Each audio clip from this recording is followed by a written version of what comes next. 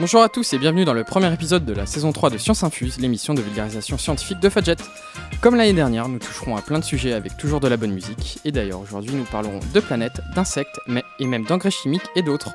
Il est 16h et Science Infuse commence tout de suite. Salut l'équipe, prêt pour la reprise ? Ouais, super. Super. Et ben tout de suite, c'est Flo qui va commencer avec une chronique sur les planètes. Oui, alors le sujet de ma chronique, ça va être pourquoi les planètes tournent autour du Soleil. Donc si vous le saviez, si vous êtes allé à l'école primaire, les planètes tournent autour du Soleil, mais les hommes n'ont pas toujours cru que ça se passait comme ça. Donc est-ce que vous savez un petit peu les croyances qu'il y avait avant maintenant ?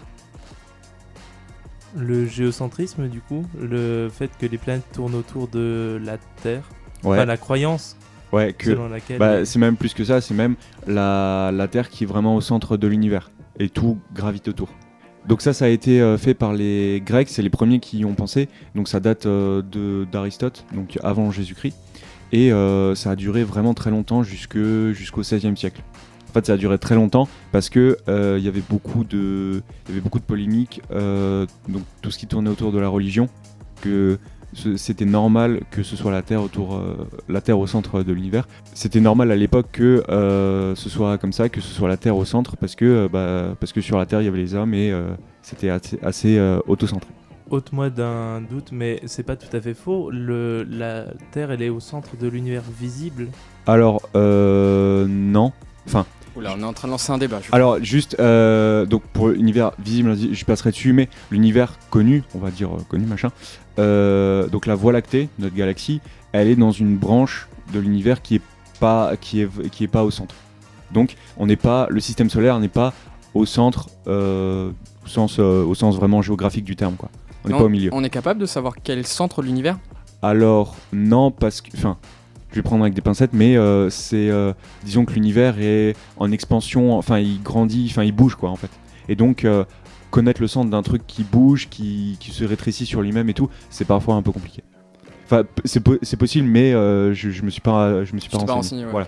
Donc on revient sur notre sujet. À votre avis, pourquoi les planètes tournent autour du Soleil ? Parce qu'elles vont très très vite et avec la force de gravitation, du coup le Soleil, comme il est très très lourd, il a tendance à les attirer. Comme elles vont assez vite, elles décrivent un cercle parce que du coup elles... Ouais. Est-ce que les autres, vous avez quelque chose à proposer ? C'est pas plus ovale qu'un cercle ? Alors, ouais, c'est ça. Mais alors, il y avait juste ça, mais sinon, la plupart des choses sont justes. Donc là, et ça forme pas des ovales, mais des ellipses. Ouais. Et donc, en fait, le truc, c'est que le Soleil, c'est vraiment énorme. C'est vraiment du système solaire, ça représente 99% de la masse du système solaire. Et les planètes, elles décrivent des ellipses parce qu'on pourrait se demander, si le Soleil attire les planètes vers lui, pourquoi est-ce qu'elles ne s'écrasent pas sur le Soleil ? Parce que du coup, plus un objet il est lourd, plus il va attirer les choses à lui. Ouais, c'est ça. D'accord. Ça se passe. En fait, ça se passe avec les planètes, mais même à notre échelle, c'est pareil. En fait, tout ce qui est très lourd attire ce qui est beaucoup plus léger. C'est pour ça que quand on jette un objet par terre, il tombe parce qu'il est attiré par la terre. Ok, d'accord. Et à plus petite échelle, ça se fait aussi, par exemple. Est-ce qu'on est en train de s'attirer mutuellement ? Alors pas nous, parce que, je sais pas, mais nous deux on fait à peu près le même poids, on va dire. Donc il n'y a pas de... Par contre, on attire des choses très très très très légères, qui vont se coller à nous, parce qu'elles sont attirées vers nous. Alors il y a peut-être un truc que j'ai pas compris, mais genre, est-ce que tous les objets au final, ils attirent, ils ont un potentiel de gravité, on va dire ? Oui. Tous les objets qui ont une masse. Voilà, tous les objets lourds attirent.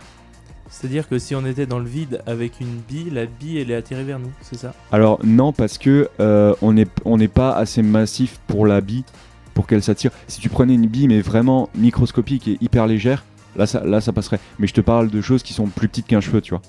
Donc là ça marcherait. Mais sinon ça marcherait pas. Voilà. Mais sinon, t'as dit, ce que t'as dit, Lilian, c'était tout à fait valable. En fait, donc il y a d'une part les planètes qui s'attirent vers le Soleil et tout, et les autres planètes, il y a ça, et il y a aussi une vitesse autour du Soleil, elle tourne. Par exemple, imagine, tu jettes une pierre, et la pierre, au bout d'un moment, elle va tomber. Mais vu que la Terre est ronde, si tu la jettes hyper fort, donc elle va elle va faire plus de distance et elle va retomber. Et si tu la jettes genre infiniment fort, bah en fait elle va tourner, enfin elle va être en l'air jusqu'à jamais s'arrêter. Parce que en fait ça va se courber en même temps que la Terre, tu vois. Du coup, c'est le principe des satellites ou... Alors oui. Oui, c'est le principe des satellites, il me semble. C'est-à-dire que les satellites, on les envoie dans l'espace, comme ça ils sont moins sujets à la gravitation que le caillou qu'on va lancer à quelques mètres du sol. Là, ils seront à des kilomètres de hauteur, donc la gravitation sera moins forte. Donc il y aura besoin d'une moins grande vitesse. Donc c'est pour ça que les planètes tournent autour du Soleil, parce que c'est un jeu de force en fait. Elles sont à la fois attirées et à la fois elles ont envie de partir, tu vois. Et l'équilibre là fait que les planètes tournent autour du Soleil. Voilà. Mais ça, on a mis très longtemps à le comprendre.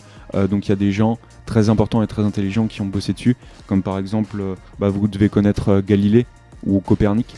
Ouais, mais lui, il l'a observé, il l'a pas découvert le... Voilà, c'est ça. Alors, il y a des premiers... même chez les Grecs, en fait, il y avait Aristote qui pensait que c'était la Terre au centre, mais il y en avait d'autres qui pensaient que c'était le Soleil, par exemple. Et donc tout ça, ça a mis du temps à se développer. Et par exemple, Copernic, lui, c'est le premier à vraiment proposer un modèle carré où il disait, il y a le Soleil et les planètes qui tournent autour. Où il y a d'autres personnes comme Kepler, par exemple, je sais pas si vous connaissez Kepler, mais lui, c'est lui qui a prouvé que les orbites, elles étaient elliptiques, donc en forme d'ellipse et pas de cercle, parce qu'on pensait naturellement que ça décrivait des cercles. Voilà. Et tout ça, ça a amené beaucoup de débats. Et par exemple, Galilée, il a failli se faire condamner à mort pour ses opinions par l'Église, parce que sa théorie, elle violait un petit peu les principes moraux de l'époque et tout ce qui était lié au géocentrisme. Eh ben super Flo. Merci, donc dans un instant nous aurons Lilian pour nous parler d'engrais chimiques et des sols, mais avant on écoute Summer Days de Martin Garrix. Bonjour ou rebonjour dans Science Infuse, l'émission de vulgarisation scientifique de Fadjet. Nous en sommes à Lilian qui va nous parler d'engrais chimiques et de sols. Oui, alors je vais vous parler des engrais et aussi de l'action de ces engrais sur l'environnement. Alors tout d'abord, est-ce que vous savez ce que c'est un engrais ? C'est un truc qu'on met dans le sol pour faire pousser des choses plus vite. Oui. Qui elle donne des plus grands rendements aussi. Oui, c'est ça, c'est tout à fait ça. Alors en fait, un engrais, c'est un élément qui va fournir ça va fournir en fait des éléments nutritifs aux plantes pour qu'elles se développent. Alors forcément, plus on en met, et théoriquement, mieux elles se développent. Alors, est-ce que vous savez ce que c'est les engrais NKP ? Du coup, oui, moi, ça me fait penser au phosphore et à l'azote. N, il me semble que c'est l'azote, et K, le phosphore. Alors, non. N, K, potassium. Voilà, c'est ça. D'accord, oui, c'est ça. Et phosphore, c'est P. Oui, c'est ça. Donc, c'est NKP. Voilà, donc en fait, c'est des engrais qui sont enrichis en azote, en phosphate et en potassium. Alors, c'est des éléments qui sont essentiels au développement des plantes et qui sont pas en très grande quantité dans les sols. C'est-à-dire que quand une plante, elle se développe pas trop, c'est en général parce qu'il manque un de ces éléments dans le sol. Enfin, ça peut être pour ça. C'est pas forcément pour ça, mais ça peut être pour ça. Et alors, du coup, pourquoi est-ce que dans la nature, on n'a pas besoin d'engrais ? Je dirais parce que normalement, une plante, elle peut s'autosatisfaire en éléments par rapport à la terre et à tout ce qu'elle peut y trouver à l'intérieur, en fait. Presque. Moyen. Presque. Les plantes se sont adaptées à un mode de vie fixé, donc elles vont forcément faire pousser des racines un peu plus grandes pour chercher encore plus loin des nutriments dans le sol, par exemple pour les arbres ou les choses comme ça. Oui, alors c'est ça, mais enfin, c'est pas entièrement la réponse que j'attendais. C'est en fait, même si les plantes elles vont faire des racines, elles vont essayer d'explorer un maximum. Par exemple, un plant de maïs, il va avoir une quantité de racines qui est limitée. Alors, du coup, c'est pas forcément pour ça. Par exemple, de tout ce qui est graminé, par exemple le blé, il va pas pouvoir aller chercher profond avec ses racines, alors que des souches qui sont apparentées au blé mais qui sont sauvages vont pouvoir, elles vont pas avoir besoin d'engrais, par exemple, pour pousser.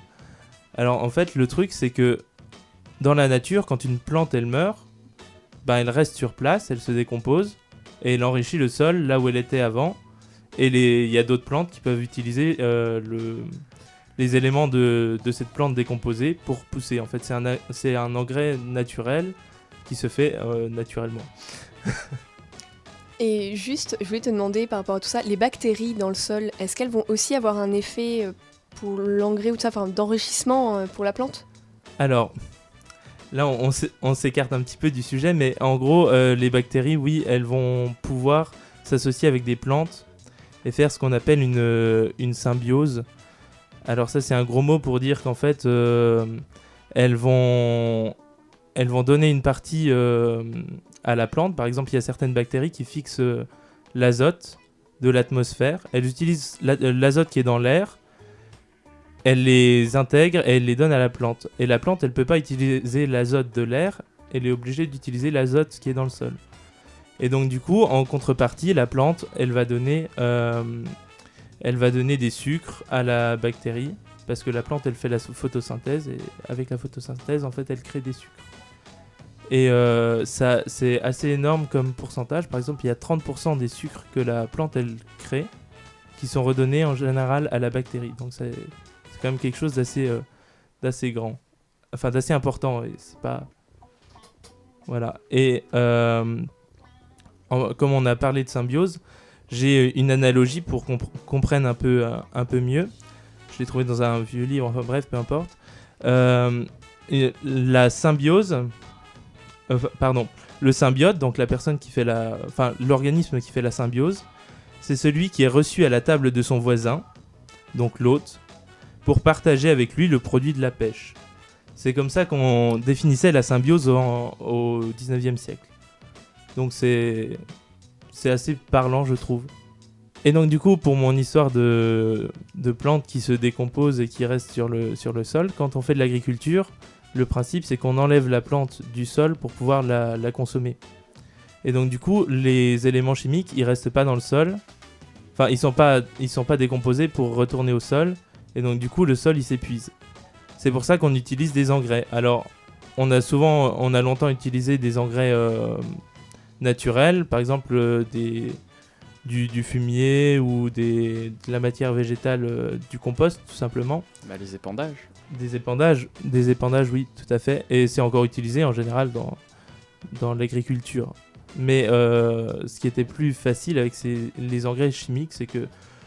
Enfin, les engrais chimiques, c'était plus facile de les utiliser parce qu'on les achetait et hop, on allait les mettre dans les champs. Et en plus, on pouvait en mettre en grande quantité pour essayer d'avoir le plus de rendement possible. Le souci, c'est qu'en grande quantité, les engrais, ils vont pas forcément rester dans le sol.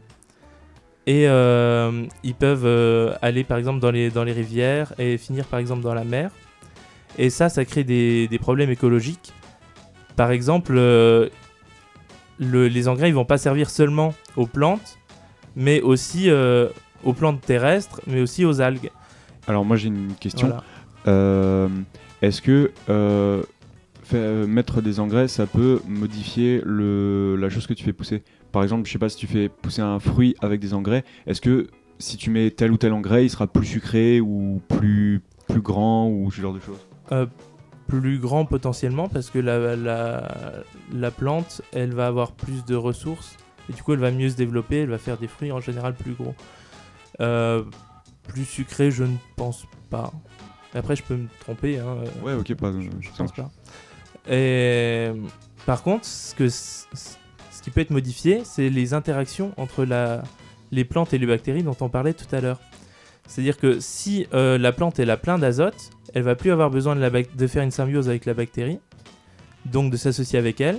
Et donc du coup, la bactérie, elle aura plus les sucres et du coup elle va mourir. Et ça va appauvrir nos sols en bactéries qui sont capables de faire des associations.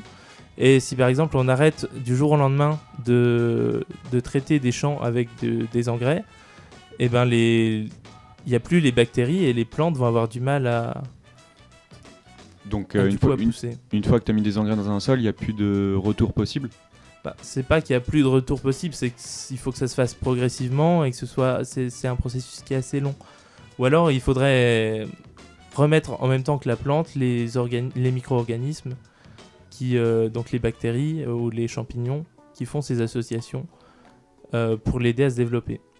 Alors le problème il se pose pas quand on utilise des engrais naturels, parce qu'en fait la plante elle va être obligée de dégrader en fait les engrais naturels. Par exemple, si on met du compost, il n'y a pas du potassium, de l'azote ou du phosphate qui est directement disponible. Il va falloir qu'elle fasse un travail pour pouvoir l'extraire de ce compost et le récupérer. Donc du coup, elle va en récupérer moins que si on lui donne directement tout en produits assez simples. Et donc du coup, elle va quand même faire ses associations avec des micro-organismes pour pouvoir mieux se développer et être beaucoup mieux. Donc je disais tout à l'heure, les engrais ils vont aussi favoriser le développement des algues. Du coup, il y a des algues qui flottent, qui vont se retrouver à la surface des mers et qui vont beaucoup proliférer, donc il va y en avoir beaucoup. Et elles vont cacher la lumière à celles qui se développent dans le fond des mers. Et si du coup elles leur cachent la lumière, les plantes qui se développent au fond des mers, elles vont avoir plus de mal. Et il y en a beaucoup qui vont mourir. Et il y a tout un écosystème en fait qui dérive de ça. Donc, parce que les algues, elles se font manger par exemple par des limaces de mer, qui se font manger par des crabes, qui se font eux manger. Donc t'es en train de dire que ça alterne le cycle de la vie au final, genre le cycle de nutrition. Oui, et les crabes en fait, ils se font manger par des loutres de mer. Et si il y a plus d'algues au fond, et ben du coup il y a plus de limaces de mer, il y a plus de crabes et il y a plus de loutres. Voilà, donc si on utilise trop d'engrais, et ben on menace des animaux trop mignons comme les loutres de mer. Et donc pour protéger les loutres, utilisez moins d'engrais. Voilà, merci Lilian. Et bah tout de suite, on va faire une pause, on va écouter Liam Gallagher avec son titre Shockwave avant de retrouver Caroline pour démonter certaines idées reçues sur le cerveau. Rebonjour dans Science Infuse, l'émission de vulgarisation de Fudget. Et c'est au tour de Caroline de nous parler d'idées reçues sur le cerveau. Exactement, le cerveau est un organe qui fascine et suscite de nombreuses interrogations. Il est donc sujet à de nombreuses idées reçues dont je vais vous faire part aujourd'hui. Mais tout d'abord, je vais vous parler un peu de cet organe. Il est situé dans la boîte crânienne qui permet entre autres sa protection. Il est le siège des fonctions cognitives, c'est-à-dire la mémoire, le langage et encore bien d'autres choses. Il est aussi le siège des sens, comme la vue et l'ouïe, des réponses nerveuses, comme par exemple pour l'utilisation d'un muscle, mais aussi des fonctions qui sont dites végétatives. Ces fonctions servent par exemple au mécanisme de la respiration et de la digestion. On les nomme végétatives car ce sont des mécanismes inconscients. On ne pense pas à inspirer et à expirer à chaque seconde, et nous ne pouvons pas contrôler les battements de notre cœur. Il va recevoir les informations du corps sous forme de signaux transportés par les nerfs, qui sont des regroupements d'axones. Vous vous demandez sûrement ce que c'est un axone. Est-ce que vous savez ? Effectivement, ça va être ma question. Eh bien, un axone est un prolongement d'un neurone. Un neurone est une cellule du système nerveux. Ce neurone donc, permet justement la transduction et la création des signaux qui parcourent notre corps tout le temps. Donc, cet axone est le prolongement qui permet la conduction des signaux. Et dans certains cas, il peut mesurer jusqu'à 1 mètre de long. Une fois son information reçue, il va la traiter et émettre une réponse adéquate, aussi sous forme de signaux et aussi transportée par les nerfs et les axones. Maintenant que vous en savez un tout petit peu plus sur le cerveau, je vais vous faire part des idées reçues sur ce dernier. Est-ce que vous en connaissez ? Oui, alors il y a celle où on n'utilise que 10 ou 15% de notre cerveau ou un truc comme ça. Exactement, c'est 10% dans la plupart des cas. Et c'est celle-là que je vais aussi démonter. Est-ce que vous en connaissez d'autres ? Parce qu'il y en a plein. Figurez-vous qu'il y a même des chercheurs qui ont appelé ça des neuromythes. Ah, qu'on utilise je sais plus, le côté droit, il est pour les sentiments ou je sais pas quoi. Je vais en parler justement. Donc la plus connue, c'est celle qu'on utiliserait seulement 10% de notre cerveau. Elle est à l'origine de fantasmes dans des films de science-fiction comme Lucie par exemple. De Luc Besson. Exactement. Qui est un film peut-être bien, mais qui est faux dans le fond. Nous le verrons pourquoi. La deuxième, qui est donc tout aussi répandue, est la fameuse question « Es-tu plus cerveau droit ou cerveau gauche ?» Selon cette idée, le caractère d'un individu dépendrait de la région que l'on utilise le plus. Par exemple, un artiste serait plus cerveau droit et une personne carrée serait plus cerveau gauche. Mais là encore, il n'y a aucun consensus. Cela dépend des quiz trouvés sur Internet. Pour comprendre pourquoi ces idées reçues sont fausses, il faut savoir que le cerveau se découpe en 2 hémisphères, le droit et le gauche. Et en plus de ces 2 hémisphères, il peut se découper en plusieurs lobes, qui se comptent au nombre de 4. Ils sont présents de manière symétrique sur les 2 hémisphères. Ils se nomment le lobe frontal, qui est situé au devant, au niveau du front. Juste derrière ce lobe se trouve le lobe pariétal. En dessous des 2 lobes que je viens de citer, nous trouvons le lobe temporal et au derrière du crâne, nous retrouvons le lobe occipital. Chacun de ces lobes a des fonctions bien précises. Les lobes frontaux ont pour fonction la parole, le langage, la mémoire, la prise de décision et encore bien d'autres fonctions. Les lobes pariétaux ont pour fonction la lecture, le repérage dans l'espace et la sensibilité. Les lobes temporaux ont pour fonction aussi le langage et la mémoire, mais cela est plus relié aux émotions.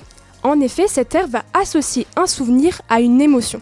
C'est ce qui nous permet de retenir des fois plus facilement un souvenir. Quand on est marqué, par exemple, quand on a eu peur, on s'en souvient plus facilement que ce qu'on a peur en cours, tout simplement. Ça veut dire qu'il faudrait qu'on apprenne nos cours en ayant peur et Pas on s'en forcément. souviendrait mieux. Alors, pas forcément, mais si il y a plein d'études qui montrent que, par exemple, quand tu mâches un chewing-gum et que tu apprends quelque chose, et que si tu remâches ce chewing-gum pendant ton examen, tu vas plus facilement t'en rappeler parce que tu as marqué une émotion comme un goût à cette mémoire, si tu veux, à ce souvenir. Chacun de mes cours, ils auront un goût maintenant. De la même manière que quand on passe à un endroit où on a fait quelque chose, on va se rappeler la chose qu'on a fait. Oui, en fait. ça marche aussi, oui, si tu bosses, si tu révises un endroit particulier et que tu te souviens du lieu. C'est ça, après il n'y a pas consensus, mais même une musique particulière peut s'associer à un souvenir. Mais je pense pas que tu puisses faire écouter en cours la musique. Non, c'est sûr que ça va être plus Pendant compliqué durant un examen. On sent quand même qu'on est que entouré d'étudiants là quand même. Oui, on sent, oui. Et pour finir, donc le lobe occipito, il a pour fonction principale le traitement de l'information visuelle. Bien sûr, toutes les fonctions que je viens de citer sont les fonctions principales. Il en existe plein d'autres que je ne vais pas donc lister, sinon on en aura pour 1 heure. Il faut aussi savoir que de manière générale, l'hémisphère droit commande la partie gauche de notre corps et inversement pour l'hémisphère gauche. Cependant, la répartition des fonctions dans les lobes n'est pas figée d'un individu à l'autre. Des scientifiques ont montré que le langage se situe généralement dans le lobe temporal gauche pour les droitiers et dans le droit pour les gauchers. J'ai une question. Comment on fait pour savoir, par exemple, comme tu viens de le dire, comment tout à l'heure, tu as dit que les sentiments étaient dans une certaine partie du cerveau. Genre, comment les scientifiques peuvent le voir, ça ? Alors, grâce à toutes les méthodes qu'on a aujourd'hui, toutes les technologies, comme par exemple l'IRM, les scientifiques ont passé un temps énorme à essayer de cartographier notre cerveau. On le connaît maintenant presque au millimètre, même au nanomètre des fois, près. C'est pour ça, après, c'est très difficile, je ne sais pas si vous connaissez la neurochirurgie, on en pratique aujourd'hui parce qu'on connaît vraiment par cœur ces aires. On n'a pas peur de léser une partie maintenant du cerveau, de toucher quelque chose qu'il ne fallait pas, entre guillemets, et de blesser, entre guillemets, le patient à vie, vraiment de l'handicaper. Maintenant, vu qu'on le connaît au nanomètre, on est capable de mesurer donc la taille de son cerveau et de savoir exactement où est l'aire du patient, sachant que ça se modifie d'une personne à l'autre. C'est vraiment très... pas inexact, mais c'est vraiment, ça change d'une personne à l'autre. Oui, c'est un organe qui, pour chacun, il est différent au final. C'est ça, Il y a parce tout le temps des que nouvelles connexions. quand je dis les lobes, c'est pas séparé, c'est pas des bouts séparés, c'est des fissures qui sont un tout petit peu plus profondes dans le cerveau, qui permettent de les définir et ça dépend vraiment d'un individu à l'autre. Par exemple, je sais que le lobe occipito, qui est pour le traitement de l'information visuelle, varie beaucoup d'un individu à l'autre. Ça dépend vraiment des personnes. C'est pour ça que certaines personnes ont un traitement plus rapide de l'information visuelle et qui peuvent faire pilote de chasse. C'est un critère basé là-dessus. Et d'ailleurs, tu as parlé donc des hémisphères droit et gauche par rapport au fait que si on est gaucher, on va plus avoir tendance à utiliser l'hémisphère droit, et si on est gaucher, inversement. Mais est-ce que ça veut dire qu'un des 2 hémisphères est plus performant que l'autre ? Alors, pas forcément. Alors attention, j'ai pas dit qu'un gaucher utiliserait plus l'hémisphère droit. Chaque partie est contrôlée en fait par l'hémisphère inverse. Ça veut dire que par exemple, à cause c'est très compliqué, là je sais pas si je vais pouvoir l'expliquer, c'est le chiasma optique, je sais pas si vous connaissez, pour les yeux. Donc en fait les yeux, lors du développement, donc il crée un croisement. Donc l'œil droit va être relié à l'hémisphère gauche et l'œil gauche à l'hémisphère droit. En gros, c'est ça. Mais ça ne veut pas dire que tu as un œil qui voit mieux que l'autre. Ça veut simplement dire que le traitement de l'information va être inversé. Ça veut dire que ton œil droit va être traité par le lobe occipital gauche et l'œil gauche par l'occipital droit. Eh bien, tu vois, du coup, j'avais une bonne idée reçue sur les hémisphères. Pas de souci. Maintenant que vous savez tout cela, ces idées peuvent être facilement démenties. En effet, on utilise la totalité de notre cerveau et pas seulement 10% comme le présentent certains films.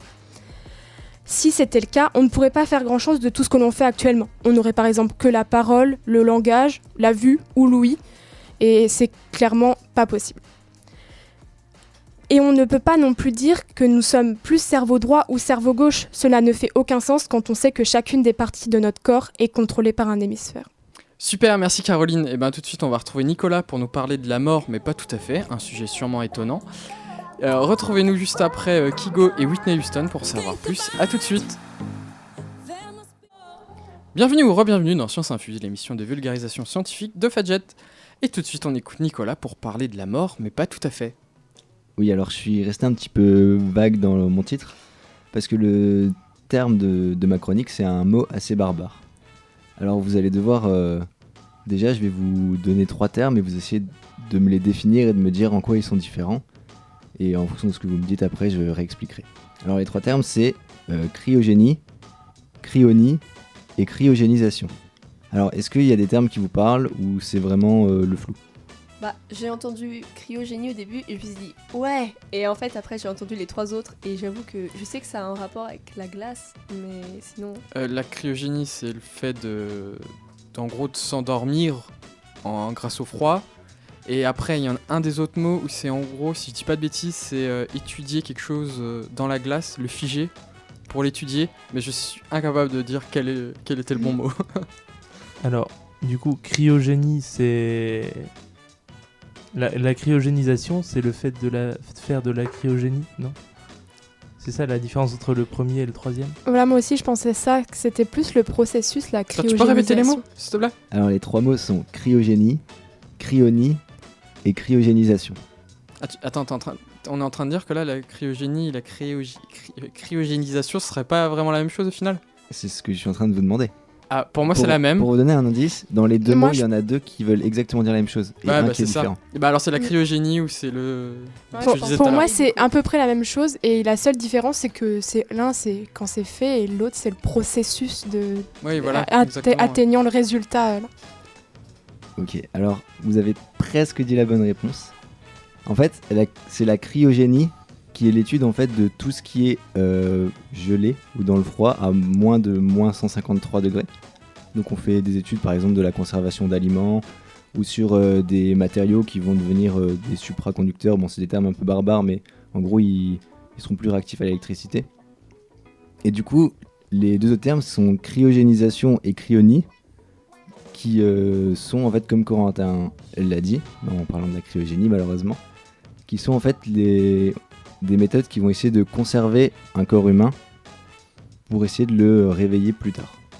Alors, la personne ne dort pas, Corentin, elle est vraiment décédée. Enfin, légalement, elle est décédée. C'est comme un coma ou vraiment elle est morte ? Non, elle est morte. Ok. En fait, le but, ça va être de stopper complètement toutes les réactions qui se font à l'intérieur de notre corps. En fait, comme si on pouvait Faire pause. voilà, faire pause sur un être humain et pour plus tard le réveiller. Alors, à votre avis, c'est quoi à quoi ça sert de faire ça ? Bah elle est pour les voyages très longs, non ? Ou voyager peut-être voir le futur, je sais pas. On sent l'amateur de science-fiction. Absolument pas. L'exploration spatiale. Oui, donc ça rejoint Corentin. Moi, je pense que l'homme a un gros complexe avec l'immortalité. Je pense que tout le monde voudrait et rêve d'être immortel. Malgré tout ça, c'est pas possible à cause de toutes les maladies qu'on pourrait avoir, comme le cancer ou des choses comme ça. C'est vrai qu'il y a eu tout un débat justement en journal là-dessus, où qu'en gros, il faudrait subir une cryogénisation et revivre pile au moment où on a découvert le remède à la mort, si on peut dire. Alors, ouais, vous avez quasiment tout dit, j'avais mis 3 points. Donc il y a le point effectivement pour l'immortalité, que on va se cryogéniser et revenir quand on pourra vivre éternellement. Il y a effectivement le point pour les les longs voyages peut-être dans le futur, qui sait, si on part dans l'exploration spatiale. Et un autre point que vous en avez un tout petit peu parlé à la fin, et c'est le point le plus important, c'est vraiment pour les maladies. En fait, la plupart des gens qui travaillent là-dessus, c'est la plupart des gens qui font appel à cette technique, on va dire, c'est des gens qui sont atteints d'une maladie grave, donc d'un cancer, mais ça peut être d'autres maladies, et qui en fait décident au moment où ils vont mourir de se faire cryogéniser, donc leur corps va être conservé donc Avec dans une certaine température. voilà, une température très froide, dans l'espoir d'être réveillés d'ici des dizaines d'années, voire des centaines d'années, où ils pourront être soignés en fait, et terminer leur vie. Mais t'es en train de dire qu'il y a des gens qui le sont là actuellement? Ou Alors, qui se préparent? Alors, actuellement, donc j'ai des chiffres de 2018, où il y avait 400 personnes sur Terre qui étaient cryogénisées. Wow. Ouais, qui étaient cryogénisées, donc qui sont légalement morts. Il y a eu un testament et tout, ils ont plus rien, juste eux. Et il y a 2000 personnes qui se sont engagées vis-à-vis des entreprises qui font ça, de se faire cryogéniser au moment de leur décès. C'est pas un peu bête ça? En fait, Parce que si t'es tu peux pas te faire cryogéniser parce que en fait quand tu te fais cryogéniser, ça te tue. Tu voulais dire quelque chose? Non, j'étais juste d'accord en fait avec Corentin sur le fait que je trouvais ça un peu stupide dans le sens où si t'as une maladie grave et que tu te fais cryogéniser justement parce que tu te dis que dans le futur ils l'auront, mais rien te dit qu'on aura le traitement à tout. C'est Ouais. pas ce que je sous-entendais. En fait, Nico a dit que qu'une personne qui est décédée pouvait dire dans son testament qu'elle se fasse cryogéniser. C'est bien ce que t'as dit. En fait, c'est Et je trouvais ça. si vous voulez, on peut cryogéniser quelqu'un Je suis aussi d'accord du coup. au moment où il sera mort. Il sera vraiment à 2 doigts de la mort, donc son cerveau sera Ok. encore actif, mais plus le reste, pour le réanimer quand on pourra le soigner. Oui, parce qu'il y a une activité du cerveau après la mort. Enfin, genre, il y a. Qui dure très peu de très temps, peu de et c'est temps, pour ça mais qu'il oui. faut prendre en charge assez rapidement. Et on peut pas dire maintenant je vais me faire cryogéniser parce que ce serait se tuer en fait. Ouais. Et donc il y a que quelques pays qui permettent de faire ça. Donc en France c'est interdit. Quasiment dans toute l'Europe c'est interdit. Enfin j'ai pas trouvé de pays. Les pays qui font ça c'est aux États-Unis et en Chine. Mais c'est un petit peu joué sur les mots parce qu'il y a eu un petit scandale, on va dire, un petit scandale au Royaume-Uni. En fait, une adolescente de 14 ans qui avait un cancer en phase terminale, elle a eu le droit d'aller aux États-Unis pour se faire cryogéniser.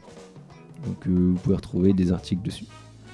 Et en fait, la technique, elle est pas encore tout à fait au point parce qu'on n'est pas capable de ramener les gens.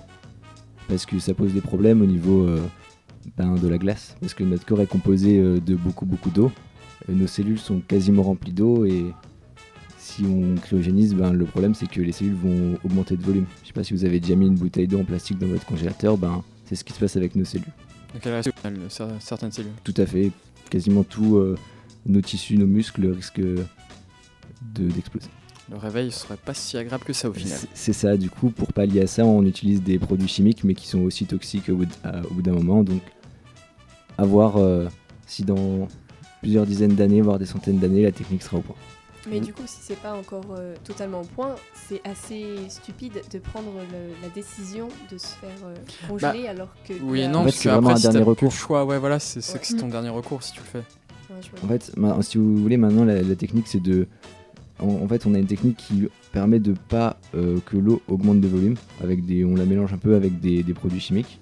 En gros, on la vitrifie, ça s'appelle. Et le problème, c'est au réveil, en fait, il faut arriver à purger tous ces produits chimiques parce que sinon, en fait, on meurt directement en se réveillant. Non, parce que c'est vrai que quand on entend des choses comme ça, genre des personnes qui vont se faire congeler, on n'a pas l'impression que c'est aussi technique que ça en fait, qu'il y a toute une mise au point derrière, parce que c'est très compliqué au final. Ouais, après, c'est sûr que, on va dire, la culture populaire n'aide pas. On voit des films, je sais pas, vous avez peut-être vu Hibernatus, c'est un tout vieux film, mais ou sinon, dans plein de films de science-fiction où ils font des voyages, hop, ils se réveillent et tout va bien, on va dire. Mais oui, il y a tout un suivi médical derrière. Ça doit coûter cher. C'est dans l'ordre de 50 000 euros par personne. Donc Ouais, c'est pas mais non plus- après, il y a quand même. Une fois que la personne est cryogénisée, t'as quand même tout l'apport d'énergie pour qu'elle le reste. Donc sur le long terme, au final. J'ai pas vu de prix sur le long terme en fait. Mm. J'ai vu vraiment, pour se faire cryogéniser, c'est aux alentours de 50 000 $, parce que c'était aux États-Unis. Mais après, j'ai pas vu s'il y avait un tarif à la décennie. de conservation. Et combien de temps on peut rester cryogénisé, entre guillemets, sans avoir de risque? En fait, si tu veux, si tu te fais cryogéniser, tu es mort. Donc le risque il est total, tu vois. Non, mais je veux dire, si un jour on peut rester du coup cryogénisé des centaines d'années et peut-être espérer se faire ramener dans de bonnes conditions. On sait pas. Ça dépendra des avancées de la science en fait. Seul l'avenir nous le dira. Eh ben super, merci Nico, un sujet qui soulève beaucoup de questions éthiques. Maintenant on écoute Nomade de Jeremy Renner avant de se retrouver dans la dernière partie de Science Infuse avec Margot pour un quiz sur les insectes. Bonjour, vous êtes dans la dernière partie de Science Infuse, l'émission de vulgarisation scientifique de Fadjet. Et tout de suite nous faisons un quiz sur les insectes préparé par Margot. Alors aujourd'hui, je vais donc vous proposer un petit quiz sur les insectes pour bien commencer la saison. Tout d'abord, je vais commencer par quelques petites explications afin de vous faire entrer dans le fabuleux monde des insectes. J'espère donc que vous êtes tous prêts. Toujours. Parfaitement. Du coup, c'est parti. Les insectes tout d'abord, c'est quoi ? Eh bien, les insectes sont des arthropodes dont le corps est divisé en 3 segments. Ce qui les distingue des autres arthropodes, ce sont 3 paires de pattes. Durant leur développement, les insectes vont réaliser... Avais-tu une question, Corentin ? Qu'est-ce qu'un arthropode ? Eh bien justement, je vais revenir après. Patiente autant pour un tout moi. petit peu. Alors du coup, on va avoir donc plusieurs stades de développement. Donc il y aura 3 modalités, mais je vais pas les développer tout de suite parce que, même pas maintenant, parce que ça risque d'être vraiment trop, on va trop rentrer dans les détails. Alors du coup, pour répondre à la question de notre cher Corentin, les arthropodes, qu'est-ce que c'est ? Eh ben c'est un groupe d'organismes ayant des caractéristiques communes. C'est ce qui en fait un groupe d'ailleurs. Et ces caractéristiques sont entre autres un squelette externe, dit exosquelette, des appendices segmentés, dont il existe une exception, les onychophora, aussi connus sous le doux nom de vers de soie. Je vous conseillerais aussi d'aller chercher des images parce que c'est vraiment très mignon. Le mot Tu arthropode... viens de dire insecte et mignon, j'ai pas l'habitude. Ah si, franchement il y en a pas mal. Tape insecte mignon, tu verras, il y a vraiment tout un tas Ça d'insectes marche. mignons. Alors le mot arthropode vient d'ailleurs donc du grec arthron, signifiant articulation, et polos, signifiant pied, ce qui fait directement allusion du coup aux appendices segmentés des arthropodes. Ce groupe contient notamment les araignées, les scorpions, les myriapodes ou mille-pattes, les crustacés et les insectes. Nous allons donc nous intéresser aux insectes à travers de petites questions que je vais vous poser afin de tester vos connaissances sur ces petites bêtes et vous en apprendre plus par la même occasion. Allez, go, go, go, go. C'est parti. Alors on commence. Savez-vous combien y a-t-il d'espèces dans le monde et en France ? Waouh. Une petite idée, une estimation. Beaucoup, parce qu'il me semble que c'est le groupe d'animaux le plus développé Ouais, en termes du nombre d'espèces. c'est vrai que beaucoup, ouais, beaucoup. Énormément. Il me semble que c'est le plus gros groupe où il y a plus de diversité dans ses membres qui le composent. Donc Alors. je dirais vraiment des milliers. Moi je sais qu'après le plus gros groupe, ça va être les arthropodes en général. Et donc pour répondre à cette petite question... Sur en millions, non ? Centaines de millions, ouais. En fait, c'est très débattu parce que c'est difficile de donner des chiffres précis, mais plus de 830 000 espèces sont connues dans le monde. Certains spécialistes estiment qu'il doit en exister entre 10 et 30 millions. Parmi elles, plus de 9 000 espèces de fourmis ont été dénombrées. Waouh. Il n'est pas possible de donner un chiffre précis pour la France non plus. Cependant, 2 scientifiques, Martinez et Gauvry, ont essayé en 1997 de donner une estimation pour la France métropolitaine. Ce calcul, basé sur des estimations statistiques, évalue à 34 600 espèces la faune entomologique. Donc entomologique, c'est la faune du coup des insectes. Actuelle connue, donc, et à 40 000 espèces la faune entomologique totale. Est-ce que tu aurais un élément de comparaison, genre par exemple le nombre de vertébrés, d'espèces vertébrées ou d'espèces de Alors je t'avouerai que là maintenant tout de suite, non. Mais si tu veux, on pourra en parler. Ouais, ça marche. Alors du coup, mais en tout cas, ce qui est sûr, c'est que c'est un des plus grands groupes, dans le sens où les arthropodes sont, eux, par contre, il me semble bien, le plus grand groupe. Il y en a vraiment énormément. Les insectes, eux, je suis pas sûre et je préférerais pas m'aventurer sous peine de dire de mauvaises informations. Mais quand tu dis le plus d'espèces, c'est pour les animaux, on parle pas des bactéries et tout ça. Non, non, Ok. non, on parle juste, oui, des animaux là pour Ouais, le parce qu'il y a une coup. différence entre bactéries et Oui, animaux. oui. Ah oui, non, non. Je m'aventure pas du côté des bactéries. Alors, les insectes dans le monde, il y a 830 000 espèces connues. Ouais, voilà. Et les arthropodes, ça s'élèverait à environ 1 million. Mm. Donc, ouais, on est vraiment, il y a un bel écart. Alors selon vous, d'où viennent les couleurs des insectes? Waouh. Waouh. Alors, je sais Jamais que posée. c'est situé dans la cuticule, il me semble. Oula, mais qu'est-ce qu'est la cuticule? Margot, Vas-y Caroline. peux-tu nous éclairer? Alors la cuticule, vraiment, je vais mettre des énormes guillemets, mais on va dire c'est la peau des insectes. Et vraiment, je mets des guillemets parce qu'en fait, elle est rigide parce qu'il y a de la chitine, c'est pas du tout les mêmes composants. Bah, c'est leur exosquelette au final. C'est ça. Après, Alors. moi, je sais pas d'où ça vient la couleur, mais je sais que la plupart du temps, c'est ils se mettent de la couleur, on va dire, pour se camoufler ou alors pour impressionner d'autres animaux. Mais Il après, y a je un sais peu pas de ça, on va en comment ils reparler. récupèrent la couleur. Alors, moi, je vais rester sur une réponse qui sera certainement juste. C'est dû à des pigments, comme la plupart des couleurs. Et oui, elle est très juste même. Mais pas que, mais on va voir tout ça. À leur alimentation. Aussi, il y a aussi des petites réponses par là, il y a des petits indices là, on est plutôt sur la bonne voie. La cuticule des insectes, des insectes, est souvent très colorée. La plupart des espèces restent discrètes, donc vertes, brunes, noires. D'autres arborent des bandes ou des taches de couleurs vives. Ces couleurs sont à l'origine chimique. Elles sont dues à des molécules incluses dans la cuticule ou juste en dessous. L'insecte est blanc au moment de la mue. Les couleurs apparaissent donc lors du durcissement pour la même raison, c'est-à-dire par la réaction de molécules particulières avec l'oxygène de l'air, donnant naissance aux pigments colorants. Alors la mue, ça va être une sorte de transformation parce que chez les insectes, on va souvent avoir donc un stade larvaire et un stade adulte. Et pour passer du stade larvaire au stade adulte, il va avoir une mue où l'insecte va, on va dire, abandonner son ancienne peau et se transformer en un bel adulte. Comme les chenilles en papillon, en fait. Exactement. Et du coup, oui Mathilde, tu étais aussi lancée sur une bonne piste. Les études de certains entomologistes ont montré que les couleurs des adultes sont souvent élaborées à partir de déchets sécrétés par les larves, mais qui n'ont pas encore été évacués en fait. Donc du coup, par exemple, le jaune des guêpes est élaboré à partir de molécules d'urée, composante de l'urine, qui est accumulée par la larve. Certaines espèces d'insectes présentent de beaux reflets métalliques. Ces couleurs sont dites physiques parce qu'elles sont dues à la décomposition de la lumière par des microstructures de la surface de la peau. C'est exactement le même principe que le prisme de verre qui décompose la lumière blanche du soleil en spectre de l'arc-en-ciel. Ces couleurs physiques se superposent en général à une ou plusieurs couleurs chimiques de fond. Alors du coup, pourquoi certains insectes ont des couleurs très voyantes selon vous? Bah, il y a Pour plusieurs effrayer. raisons. Alors vous parlez tous en même temps, allez-y. Pardon. Il me semble que certains insectes utilisent la couleur pour effrayer d'éventuels prédateurs. Il y a de l'idée. Est-ce que ça peut aussi être Ou- utilisé pour leur production?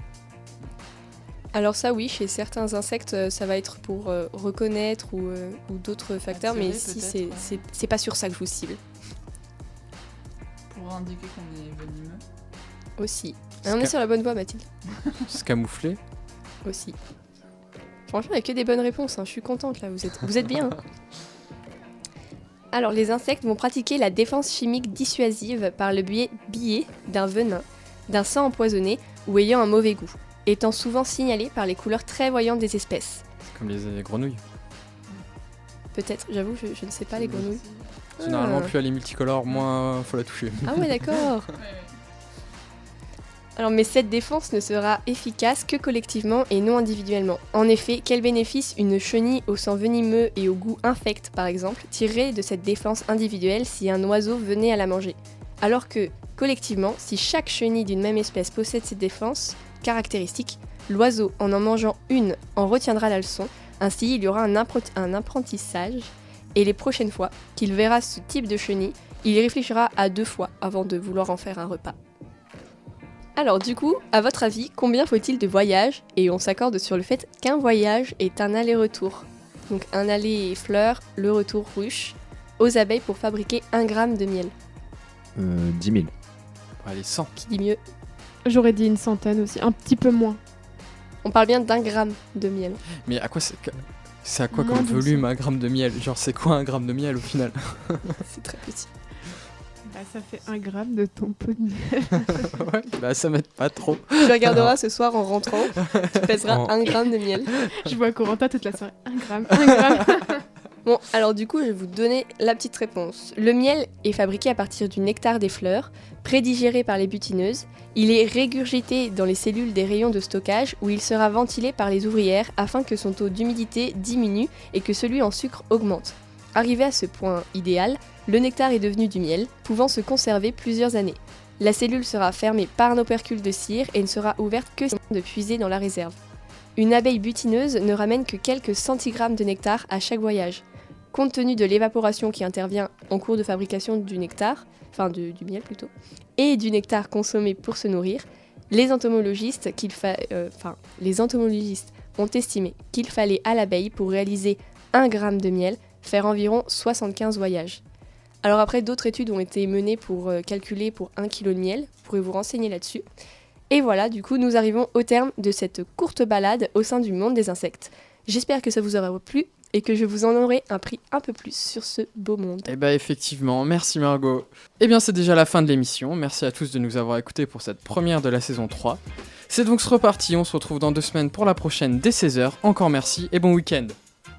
Bon week-end. Au revoir, bon week-end.